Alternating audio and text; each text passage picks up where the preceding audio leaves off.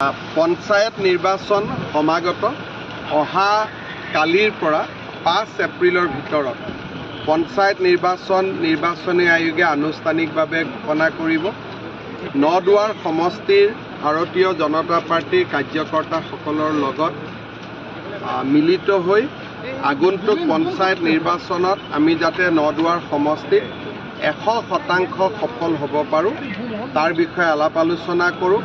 সকলো উৎসাহী হৈ আছে, সকলোৱে বিশ্বাস কৰে যে নদুৱাৰ সমষ্টিত আমি 100% পঞ্চায়ত নিৰ্বাচনত পজিটিভ ৰিজাল্ট দেখুৱাব পাৰিম। মিত্ৰতাটো কি হ'ব?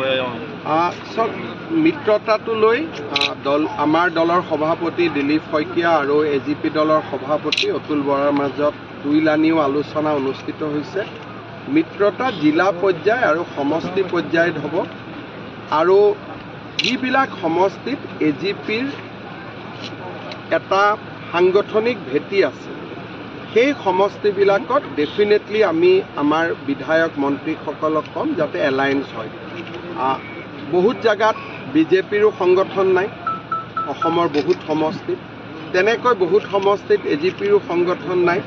য'ত আমি দুইটাই নাই তাত এটাই প্ৰতিদ্বন্দ্বিতা কৰিব, তাত মিত্ৰতা নহয়। কিন্তু য'ত আমি দুইটাই আছোঁ তাত আমি চেষ্টা কৰিম যাতে মিলা মিছা কৰি আমি ইলেকশ্যনটো খেলিব পাৰোঁ। পঞ্চায়ত নিৰ্বাচন সমাগত অহা কালিৰ পৰা 5 এপ্ৰিলৰ ভিতৰত পঞ্চায়ত নিৰ্বাচনী আয়োগে আনুষ্ঠানিকভাৱে ঘোষণা কৰিব।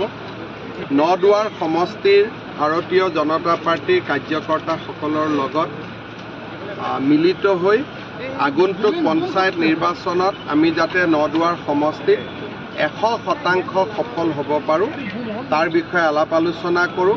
সকলো উৎসাহী হৈ আছে, সকলোৱে বিশ্বাস কৰে যে নদুৱাৰ সমষ্টিত আমি 100% পঞ্চায়ত নিৰ্বাচনত পজিটিভ ৰিজাল্ট দেখুৱাব পাৰিম। মিত্ৰতাটো কি হ'ব?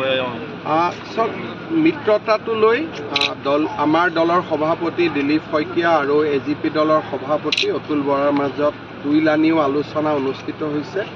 মিত্ৰতা জিলা পৰ্যায় আৰু সমষ্টি পৰ্যায়ত হ'ব আৰু যিবিলাক সমষ্টিত AGPৰ এটা সাংগঠনিক ভেটি আছে সেই সমষ্টিবিলাকত ডেফিনেটলি আমি আমাৰ বিধায়ক মন্ত্ৰীসকলক ক'ম যাতে এলায়েন্স হয়।